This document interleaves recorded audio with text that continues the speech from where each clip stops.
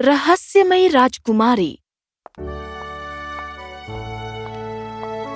हमें ये महल छोड़कर जाना होगा।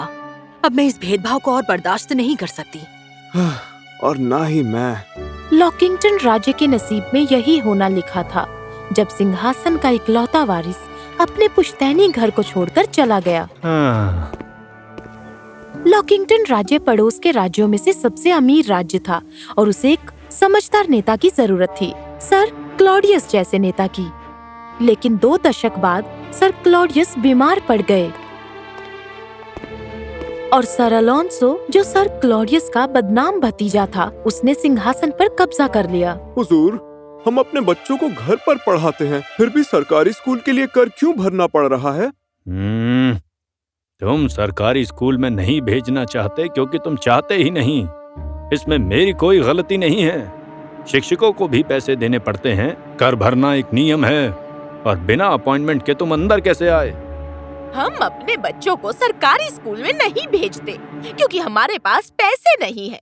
स्कूल में बच्चे ही नहीं है महाराज, तो हम किस बात के पैसे दे रहे हैं? ये मेरी परेशानी नहीं है, जाओ यहाँ से। लॉकिंगटन राज्य का बुरा हाल हो चुका था, लेकिन वो कहते हैं ना, जब अन्याय होता है तो एक हीरो पैदा होता है, पर यहाँ पर हीरोइन पैदा हुई।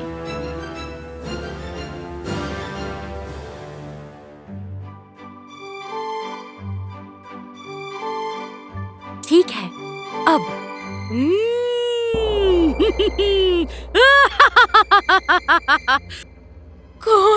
कौन है?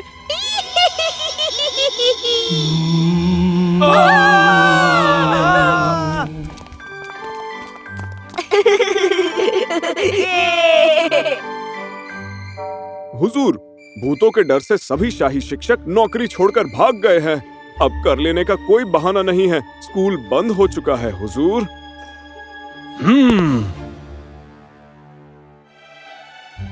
हमारे सच्चे नेता की जय। मैंने देखा है नेता कैसे होते हैं, और मैं कोई नेता नहीं हूँ। मैं तुम्हारी तरह ही हूँ, लॉकिंगटन राज्य की एक नागरिक। मैडम रेवन, क्या तुम शाही लोग लड़कियों को इसी तरह डराते हो? माफ कीजिएगा मैडम, पर मैं सर क्लॉडियस की तरफ से एक जरूरी संदेशा लाया हूँ। हमारे पुराने राजा आपसे मिलना चाहते हैं। हाँ?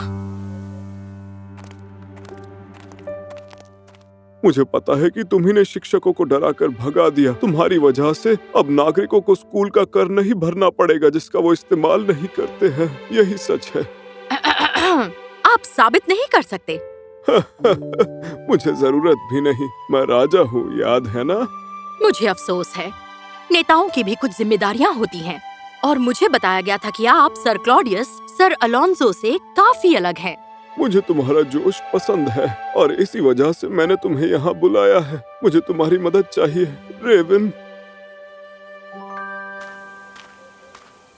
सर क्लॉडियस ने उसे महल में नौकरी का प्रस्ताव दिया, और वो भी एक शाही नौकरी। सर अलोंसो तुम्हारी बात कभी नहीं सुनेंगे। उनके रोजमर्रा के काम के बारे में जानना और राज्य का भला करने का सिर्फ एक ही रास्ता है। अगर तुम्हें उसके ऊपर कोई पद दिया जाए, मैं तुम्हें हमारे राज्य की खोई हुई राजकुमारी के रूप में परिचय करवाऊंगा ताकि वो तुम्हारी बात माने। सर क्लॉडियस चाहते हैं कि मैं एक नकली राजकुमारी बनूं? ये बकवास है। जब वो मेरा परिचय कराएंगे तो लोग मुझ पर कैसे विश्वास करेंगे? क्योंकि वो राजा हैं। पिताजी, मैंने सब कुछ सुन लिया। इस मौके को जाने मत दो। राज्य की मदद करने और उसका भला करने का यही एक मौका है। तुम हमेशा से यही तो चाहती थी ना? ये बकवास है। ये राजकुमारी कहाँ से आई? ये जरूर नकली है। क्लॉडियस मुझे सबक सिखाना चाहता है। हाँ, हुजूर, लेकिन ये तो अच्छी बात है ना? वो एक नौसिखिया है, आप उससे अपनी बात मनवा सकते हैं। तुम्हारी बात में दम तो है बरखुरदार। और इस तरह सर क्लॉडियस की इच्छा पूरी हुई।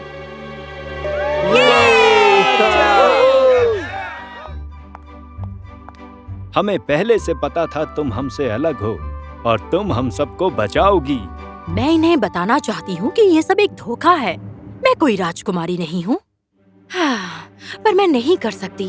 अजीब बात है कि तुम्हारे माँ बाप को अचानक राज्य से बाहर जाना पड़ा।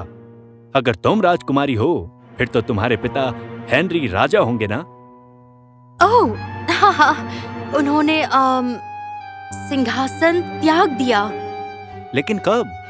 ओह, एक बात कहूँ, मुझे जाकर मेरे मसीहा को ढूंढना है। मेरा मतलब साथी, मेरा साथी। चलती हूँ। फ्यू, अच्छा हुआ पिताजी माँ को लेकर शहर के बाहर चले गए, फिर तो मैं सच में मुसीबत में पड़ जाती।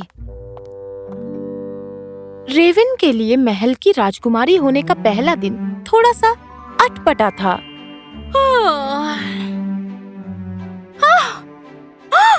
तुम क्या कर रही हो? पैरों में चप्पल पहना रही हूँ मैडम। नहीं, राजकुमारी हूँ तो क्या, मैं अपने पैरों में चप्पल खुद पहन सकती हूँ। शुक्रिया। वाओ!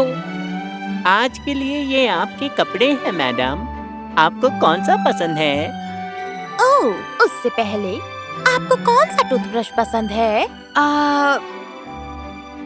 इतना ही नहीं, रेवन की जिंदगी में बहुत कुछ बदल रहा था। क्या ये सब कुछ करना जरूरी है? मतलब मैं अच्छी तो लग रही हूँ। ओह, आखिर में राजकुमारी तैयार होकर आ ही गई।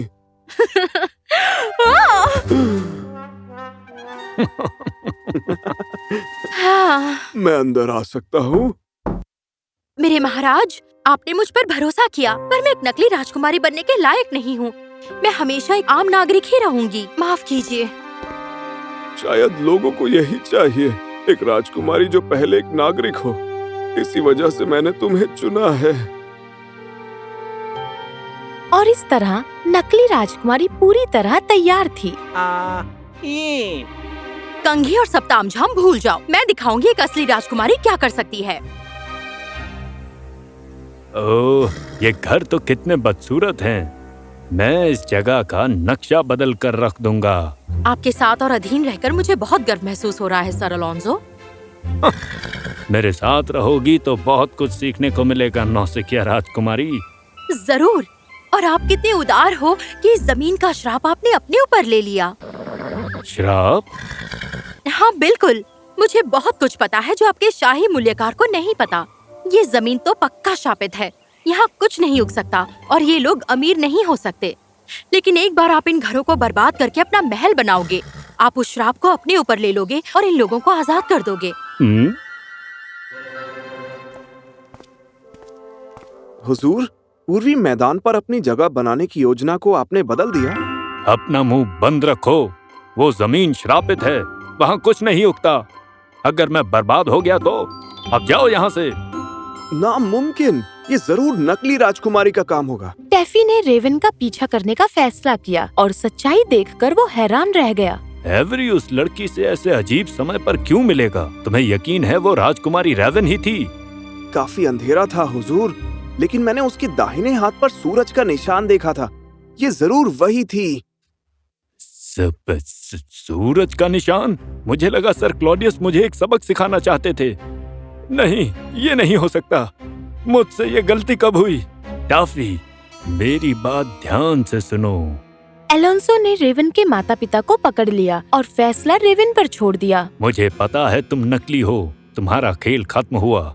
या तो नकली राजकुमारी का नकली काम चुनो या अपने माँ बाप। रेवन और उसके माता पिता को लॉकिंगटन राज्य से बेदखल किया गया, लेकिन किस्मत में कुछ और ही लिखा था। एवरी ने घोड़ा गाड़ी को रोक लिया। उसने अलोंसो के पहरेदारों के साथ जम के लड़ाई की और उन्हें बचा लिया। मेरे हुजूर। क्या? मेरे पिता शाही घराने के नहीं हैं? तुम इनके आगे नमन क्यों कर रहे हो? हमें इसी वक्त महल जाना होगा बेटा। कुछ है जो तुम्हें जानने की जरूरत है, जल्दी से। हाँ? अपनी योजनाओं के नाकाम होने से बेखबर सर अलोंसो ने रेवन के राज्य से बेदखल होने की खुशी में एक बड़ी पार्टी रखी। तुम बहुत खुश लग रहे हो। तुम्हारी हिम्मत कैसे हुई? पहरेदारों, पकड़ो घुसपैठियों को। लेकिन पहरेदारों को पहले से सब पता था। इसकी बजाय उन्होंने अलोंसो को घेरा और रेवन को नमन किया। नमन करना बंद भी करो, देखकर मेरी गर्दन दुखने लगेगी। काश मुझे पता होता कि मेरे सिंहासन की वारिस इतनी मजाकिया है। क्या बेटा, ये बिल्कुल सच है। तुम्हारे पिता सर हेनरी सर क्लॉडियस के इकलौते बेटे हैं। मैंने राज्य को गुमराह किया। मैं भेदभाव करता और नागरिकों के बारे में कभी नहीं सोचता। हेनरी और मेरेडिथ ने मुझे हमेशा रोकने की कोशिश की, पर मैंने नहीं सुनी। हम तुम्हें एक आम जिंदगी देना चाहते थे और महल से दूर रखना चाहते थे, लेकिन हमें समझ आया कि तुम में नेता वाले गुण हैं। तुम्हारी किस्मत से दूर रखने वाले हम कौन होते हैं? लॉकिंगटन राज्य का नेतृत्व करना तुम्हारा भाग्य है।